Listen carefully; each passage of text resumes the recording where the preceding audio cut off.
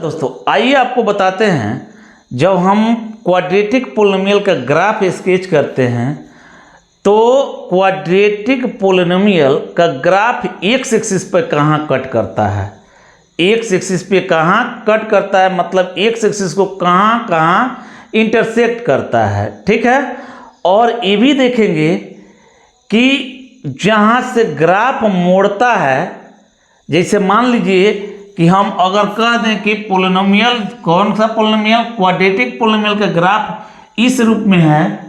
आपको पहले बता चुके हैं जो क्वाड्रेटिक का ग्राफ नहीं तो कप शेप होता है, नहीं तो इन्वर्टेड कप शेप।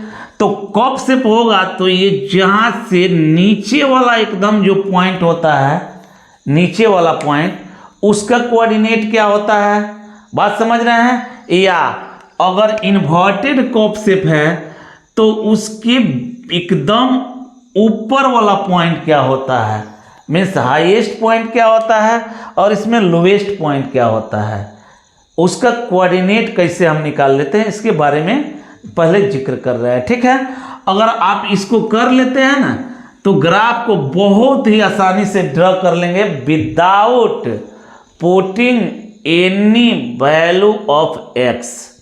बात समझ रहे हैं, जैसे बॉक्स बना करके हम लोग x का वैल्यू 1 2 3 4 -1 0 ये सब पुट करते हैं ना, y निकालते हैं और एक एक बिंदु को हम लोग दर्शाते हैं, उसके बाद ग्राफ खींचते हैं, उसकी कोई ज़रूरत नहीं पड़ेगी। बात समझ रहे हैं, तो आइए तरीका को सीखते हैं। देखिए f(x) = x² + bx + c को क्वाड्रेटिक पोलिनोमियल कहते हैं, और इसको हम बताए थे कि इस रूप में भी हम लिख सकते हैं।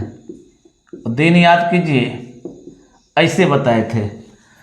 इसका लीनियर फैक्टर अगर रोटेट करेंगे तो इस रूप में होगा a × x - α × x - बीटा होगा। अब देखिए, हमको पहले पता करना है कि इसका ग्राफ, मीन्स इसका ग्राफ एक्स एक्सिस को कहाँ इंटरसेक्ट करता है, इसका ग्राफ एक्स एक्सिस को कहाँ इंटरसेक्ट करता है। तो एक बात जान लीजिए, एक्स एक्सिस पे वाई का वैल्यू 0 होता है, मीन्स एफ एक्स का वैल्यू 0 होता है। तो जहाँ एफ एक्स 0 होगा और उसके कॉरेस्पॉन्डिंग जो एक्स के वैल्यूज मिलेंगे उन वैल्यूज पे एक्स एक्सिस पे इंटरसेक्शन पॉइंट होगा, उन वैल्यूज पे क्या होगा, एक्स एक्सिस पे इंटरसेक्शन पॉइंट होगा। मतलब ग्राफ एक्स एक्सिस को उन वैल्यूज पे इंटरसेक्ट कर रहा होगा। बात समझ रहे हैं, समझ रहे हैं। देखिएगा, तो अगर हम इसको 0 कर दें तो 0 करेंगे तो यहाँ से क्या मिलेगा, a × x - α × x - बीटा। आप पहले से जानते हैं कि यहाँ a ≠ 0 होना चाहिए, तो जब a ≠ 0 होगा तो इधर डिवाइड कर देंगे, मीन्स इसके बाद वाला स्टेप होगा 0 = x - α × x - बीटा। बढ़िया से देखिए, x - α × x - बीटा, इसको 0 करेंगे x - α को, तो यहाँ से x हमको अल्फा मिलेगा, और x - बीटा को 0 करेंगे तो x बराबर कितना मिलेगा, बीटा मिलेगा। ठीक है, तो x बराबर अल्फा पे और x बराबर बीटा पे x एक्सिस पे इंटरसेक्शन पॉइंट मिलेगा, किसका, ग्राफ का। यानी ग्राफ x एक्सिस को x बराबर अल्फा पे और x बराबर बीटा पे कट करेगा। समझ रहे हैं, समझ रहे हैं। आगे देखिए, अब रह गया बात जो मोड़ता कहाँ से है, क्या रह गया, मोड़ता कहाँ से है। तो जैसे मान लीजिए कि अगर यह x एक्सिस है और यहाँ अल्फा है, यहाँ बीटा है, यहाँ अल्फा है, यहाँ बीटा है। अब आपके दिमाग में आएगा कि अल्फा कैसे पहले है, बीटा कैसे बाद में है। तो जो छोटा वैल्यू रहता है पहले और जो बड़ा वैल्यू रहता है बाद में, बाद में मतलब राइट साइड में रहता है। बात समझ रहे हैं, जो छोटा वैल्यू लेफ्ट साइड में, जो बड़ा वैल्यू राइट साइड में, इसका ज्ञान है आपको। अब देखिए, कहिएगा तो पता कैसे चलेगा अल्फा बड़ा कि बीटा बड़ा। तो मेरे बाबू आपको न्यूमेरिकल वैल्यू यहाँ दिया रहेगा, कौन सा वैल्यू दिया रहेगा, न्यूमेरिकल वैल्यू।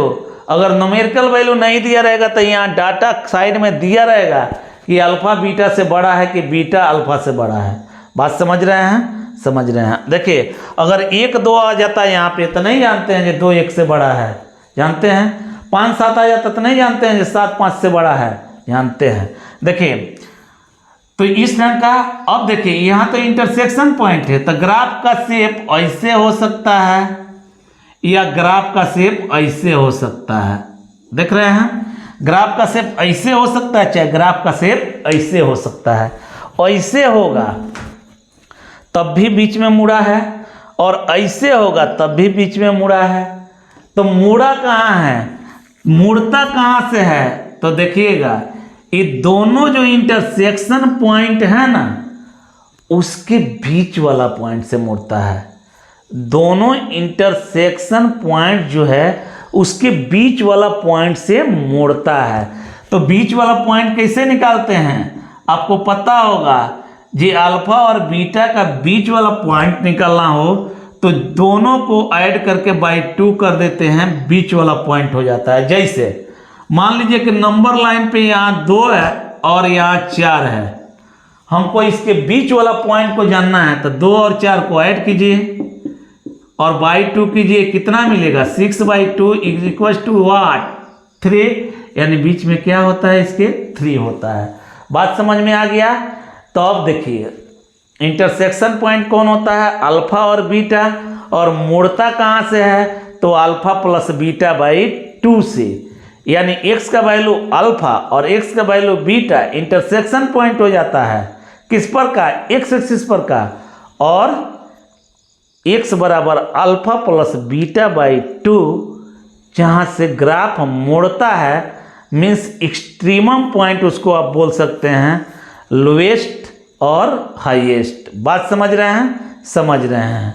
अब देखिए अब थोड़ा सा हम और बताना चाहेंगे आपको कि ए बी सी के टर्म में अल्फा बीटा को कैसे लिख करके हम समझेंगे।